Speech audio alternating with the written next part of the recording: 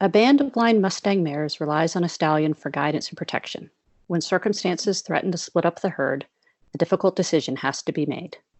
Find out their fate in this episode of Barn Stories. Welcome to the Barn Stories podcast. I'm Lori Prinz, editor of Equus Magazine.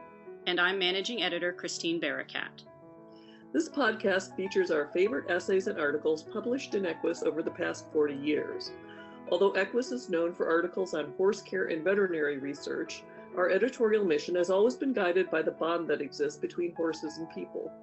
And each issue has featured a real-life story that celebrates how horses enrich our lives and touch our hearts. We've searched our archives, chosen the stories that resonated with our readers, and given them new life in this audio format. Longtime subscribers may recognize some of their favorite pieces. And if you're new to the Equus community, these stories will confirm that no matter what sort of saddle you sit in, a deep emotional connection to horses is something we all share. In most of our true tales, people help horses or horses help people, but the story we've chosen to feature in this episode is a wonderful example of horses helping horses. It's a reminder that horses have rich relationships and experiences entirely outside of their interactions with us. This story is particularly poignant for me. Many years ago, I owned a blind mare who had a self-appointed helper horse. If she got separated from the herd, she would call for him, and he'd lead her back to the group. It was a very practical but very touching partnership they developed all on their own. We don't often talk about the friendships that horses have with each other, but watching them develop is heartwarming and sometimes entertaining. So I'm glad we're able to share this story again. Let's listen to The Seeing Eye Horse, written by Courtney Ferguson and read by Taylor Autumn.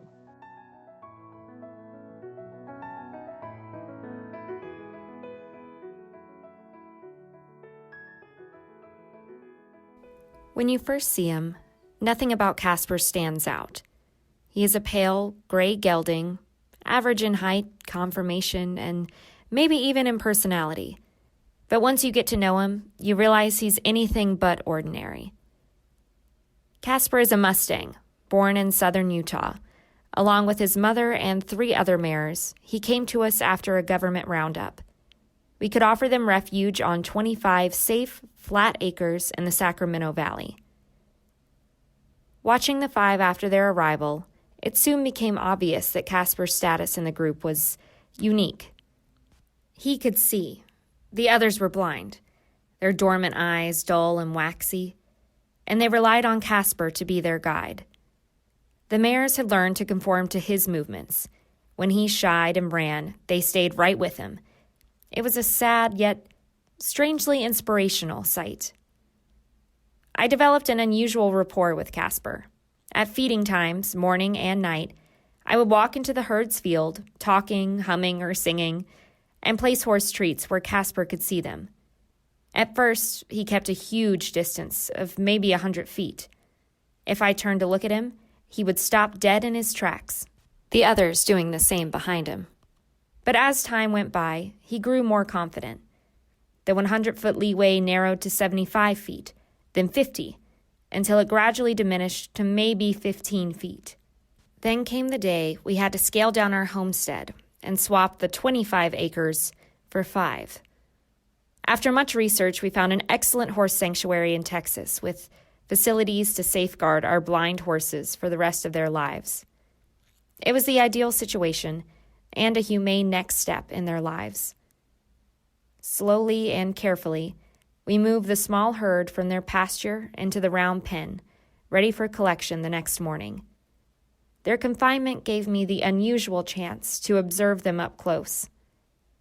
And as I watched Casper, I noticed he was also watching me, not with his usual air of tentative suspicion, but in a relaxed and curious way. Their pasture looked vast and empty behind the horses now, and I was aware suddenly of how much I would miss them.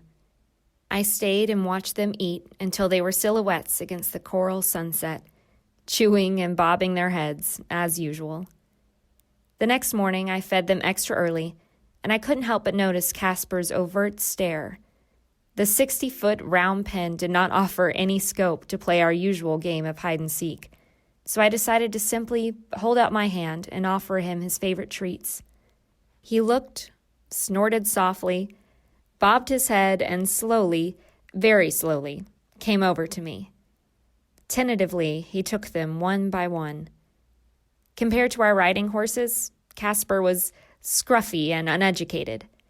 Yet I couldn't help but wonder what his life might have been like. Watching him care for his little band had given me a special insight into his character. He was kind, always. He also took his responsibility very seriously, knowing full well how the others relied on his vision and judgment. At feeding times, he assumed referee duties as well, making sure everyone got their fair share. His willingness to take treats from my hand also now confirmed what I had suspected for some time. Under other circumstances, Casper would have been a great family-type horse, sensible, agreeable, and consistent. It was as if he were telling me, "Sure, it was a game. I knew that all along." Suddenly, I was faced with a last-minute choice. Should I keep Casper and train him?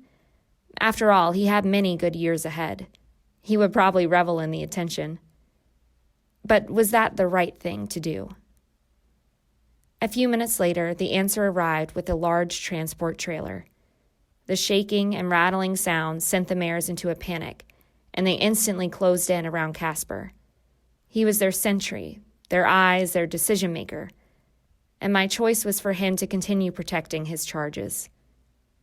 With sadness, I watched as the horses were loaded and started their journey. Upon their arrival, we were phoned and assured that they had coped well with their trip and would soon be introduced to their new home on 1,000 acres of safe and grassy land. Apparently, Casper had already made an impression on the wranglers there, too. "That one gelding sure is a good guide horse," the manager told me. I knew I'd made the right choice for Casper and his little blind herd. But that doesn't stop me from missing him, or smiling when I recall the plain gray gelding with the great big heart. Thanks for listening to Barn Stories. We hope you enjoyed this episode. If you have a favorite article or essay from the Equus archives that you'd like us to feature in a future podcast, let us know. You can reach us at equusbarnstories, all one word, @gmail.com. Did you enjoy this episode of Barn Stories? Head over to iTunes to subscribe, rate, and leave us a review. Thanks for listening. The Barn Stories podcast is a production of the Equine Podcast Network, an entity of the Equine Network.